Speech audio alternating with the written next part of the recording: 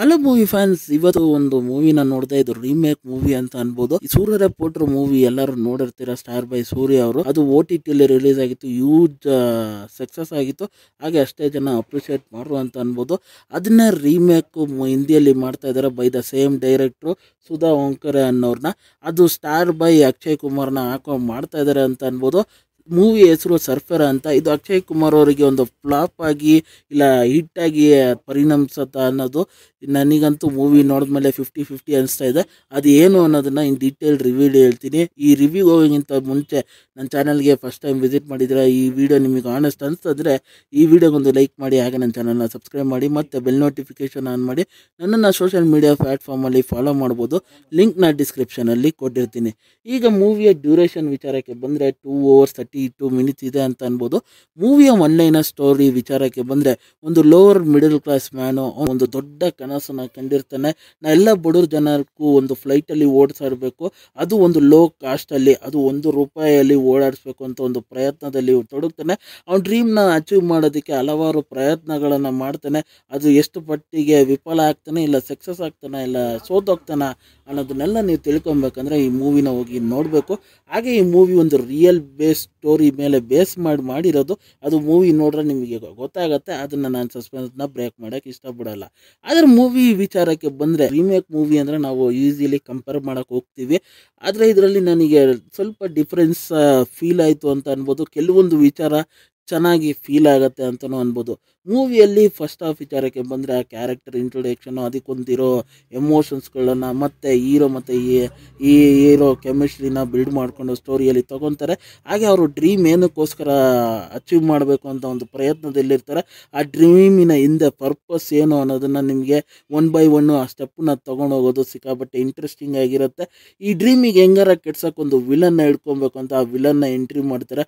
ಆ ವಿಲನ್ನ ಕ್ಯಾರೆಕ್ಟರ್ನ ಸಖತ್ ಬ್ಯೂಟಿಫುಲ್ಲಾಗಿ ಸ್ಕ್ರೀನ್ ಮೇಲೆ ಕಾಣ್ತಾ ಇತ್ತು ಅಂತ ಅನ್ಬೋದು. ಪ್ರತಿಯೊಂದು ಸ್ಟೆಪ್ ತೊಗೊಂಡಾಗೋ ಆ ಸ್ಟೆಪ್ಪನ್ನ ಹೇಗಾರ ಹೊಡೆದಾಕಿ ಹೀರೋನ ಇಳಿಸ್ಬೇಕು ಅನ್ನೋ ಆ ಜಿದ್ದಿಯಲ್ಲಿ ನಡೆಯೋ ಒಂದು ಆ ಕಾಂಪಿಟೇಷನ್ನು ಸಿಕ್ಕಾಬಟ್ಟೆ ಚೆನ್ನಾಗಿ ತೊಗೊಂಡೋಯ್ತು ಮೂವಿ ಥ್ರೂಔಟ್ ಅಂತ ಅನ್ಬೋದು. ಅಲ್ಲಿಂದ ಆ ಇಂಟರ್ವೆಲ್ಲಲ್ಲಿ ಬಂದ ಟ್ವಿಸ್ಟ್ ಆಗಲಿ, ಅದಾದಮೇಲೆ ಆ ಸೆಕೆಂಡ್ ಹಾಫು ಸ್ವಲ್ಪ ಸೀರಿಯಸ್ನೆಸ್ ಆಗಲಿ, ಮೂವಿಯಲ್ಲಿ ಆ ಟ್ವಿಸ್ಟ್ ಆ್ಯಂಡ್ ಟರ್ನ್ಸ್ಗಳು ಆ ಸೆಕೆಂಡ್ ಹಾಫಲ್ಲಿ ಲಿಟ್ರಲ್ ಆಗಿ ಎಂಟರ್ಟೈನ್ ಮಾಡ್ತಾಯಿತ್ತು ಅಂತ ಅನ್ಬೋದು.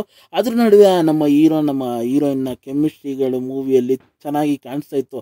ಆ ಒಂದು ಡ್ರೀಮಿಗೆ ದೊಡ್ಡ ಒಂದು ಮೊತ್ತದ ಅಮೌಂಟ್ ಬೇಕಾಗುತ್ತೆ. ಆ ಅಮೌಂಟು ಹೇಗೆ ಬರುತ್ತೆ, ನಮ್ಮ ಹೀರೋ ಹೇಗೆ ಆ ಅಮೌಂಟ್ನ ಖರ್ಚು ಮಾಡ್ತಾರೆ, ಅದನ್ನೆಲ್ಲ ಡೀಟೇಲಿಂಗ್ ವರ್ಕು ಮಾಡಿದ್ದಾರೆ ಅಂತ ಅನ್ಬೋದು.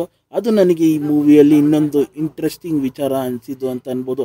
ಹಾಗೆ ನಮ್ಮ ಹೀರೋನ ಸುಮ್ಮನೆ ಸ್ಟ್ರಗಲಿಂಗ್ ಮಾಡ್ತಾ ಇದ್ದಾರೆ ಅಂತ ಮಾತಾಡಿದ್ರೆ, ಆ ಸ್ಟ್ರಗಲಿಂಗ್ ಹೇಗೆ ನಡೆಯುತ್ತೆ ನಮ್ಮ ಹೀರೋಯಿನ ಲೈಫಿನ ಜರ್ನಿಯಲ್ಲಿ ಅನ್ನೋದನ್ನು ಪ್ರತಿಯೊಂದು ವಿಚಾರಗಳನ್ನು ಡೀಟೇಲಿಂಗ್ ವರ್ಕ್ ಮಾಡಿದ್ದಾರೆ ಅಂತ ಅನಿಸ್ತು.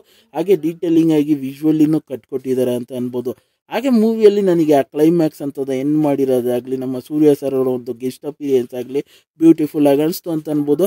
ಪ್ರತಿಯೊಂದು ಹಾರ್ಡ್ ವರ್ಕಿಗೂ ಒಂದು ಗೋಲಿಗೂ ಒಂದು ಸಕ್ಸಸ್ ಇದ್ದೇ ಇರುತ್ತೆ ಅನ್ನೋದನ್ನು ಎಷ್ಟು ಬ್ಯೂಟಿಫುಲ್ ಆಗಿ ಕನ್ವೆ ಮಾಡಿದಾರಲ್ಲ, ಅದು ನನಗೆ ಇಷ್ಟ ಆಯಿತು ಅಂತ ಅನ್ಬೋದು. ಆದರೆ ಮೂವಿಯಲ್ಲಿ ನನಗೆ ಕಷ್ಟ ಆಗಿದ್ದು ವಿಚಾರಗಳು ಏನಂದರೆ, ನಾನು ನೋಡಿರೋ ವಿಚಾರನೇ ರಿಪೀಟಾಗಿ ನೋಡಿದರೆ ಅದು ಹಿಂಗಿತ್ತ ಅನ್ನೋದೇ ಒಂದು ಕಂಪ್ಯಾರಿಸನ್ ನನ್ನ ಮೈಂಡಲ್ಲೂ ಹೋಗ್ತಾಯಿತ್ತು. ಕಂಪೇರ್ ಮಾಡಬೇಡ ಅಂದ್ರೂ. ಹಾಗೆ ಆ ಸಾಂಗ್ಸ್ಗಳು ಲಿಟ್ರಲಾಗಿ ನನಗೆ ಇಷ್ಟ ಆಗಿಲ್ಲ ಅಂತ ಅನ್ಬೋದು.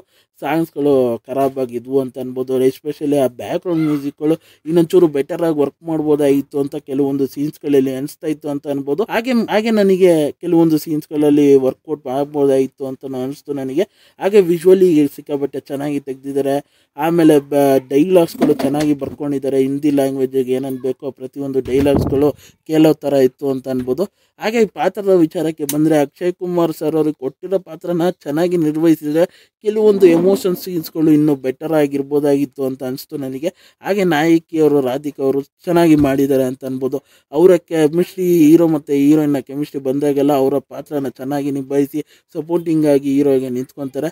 ವಿಲನ್ನ ಪಾತ್ರನೂ ಅಷ್ಟೇ ಬ್ಯೂಟಿಫುಲ್ ಆಗಿತ್ತು ಅಂತ ಅನ್ಬೋದು. ಓವರಾಲ್ ಆಗಿ ಈ ಮೂವಿ ಖಂಡಿತ ನನಗೆ ಒನ್ ಟೈಮ್ ವಾಚಬಲ್ ಥರ ಇತ್ತು. ಈ ಮೂವಿ ಖಂಡಿತ ಒಂದು ಫ್ಯಾಮಿಲಿ ಫ್ರೆಂಡ್ಲಿ ಮೂವಿನೇ. ಎಲ್ಲರೂ ಒಂದು ಇನ್ಸ್ಪೈರ್ ಮೂವಿ ಏನಾರ ನೋಡ್ಬೇಕಂತ ಇದ್ದರೆ ಈ ಮೂವಿನ ಹೋಗಿ ನೋಡಿ, ನಿಮಗೂ ಇಷ್ಟ ಆಗುತ್ತೆ ಅಂತ ಹೇಳ್ತೀನಿ. ನೀವೇನಾರ ಸೂರ್ಯ ರಿಪೋರ್ಟರ್ ಮೂವಿ ನೋಡಿಲ್ಲ, ಇದು ನಿಮಗೆ ಫಸ್ಟ್ ಟೈಮ್ ನೋಡ್ತಾ ಇದ್ದೀರಾ ಅಂದರೆ ಖಂಡಿತ ಇಂಪ್ರೆಸ್ ಆಗುತ್ತೆ ಅಂತ ಅನ್ಬೋದು. ಹಾಗೆ ಈ ಮೂವಿಗೆ ನನ್ನ ರೇಟಿಂಗ್ ವಿಚಾರಕ್ಕೆ ಬಂದರೆ, ನಾನು 5ಗೆ 3 ಸ್ಟಾರ್ ಕೊಡ್ತೀನಿ ಅಂತ ಅನ್ಬೋದು. ಹಾಗೆ ಈ ರಿವ್ಯೂ ನಿಮಗೆ ಅನಿಸ್ತು ಈ ವಿಡಿಯೋ ಇಷ್ಟ ಆಯಿತು ಅಂದರೆ ಈ ವಿಡಿಯೋಗೆ ಒಂದು ಲೈಕ್ ಮಾಡಿ, ಆಗ ನನ್ನ ಚಾನಲ್ನ ಸಬ್ಸ್ಕ್ರೈಬ್ ಮಾಡಿ, ಮತ್ತು ಬೆಲ್ ನೋಟಿಫಿಕೇಶನ್ ಆನ್ ಮಾಡಿ. ನಿಮ್ಮ ಅನಿಸಿಕೆ ಅಭಿಪ್ರಾಯ ಏನೇ ಇದ್ದರೂ ಕಮೆಂಟ್ ಮೂಲಕ ತಿಳಿಸ್ಬೋದು. ಮತ್ತೆ ಮುಂದಿನ ರಿವ್ಯೂಯಲ್ಲಿ ಸಿಗ್ತೀನಿ. ಅಲ್ಲಿ ತನಕ ನನ್ನ ಚಾನಲ್ಗೆ ಸ್ಟೇ ಟ್ಯೂನ್ ಆಗಿರಿ.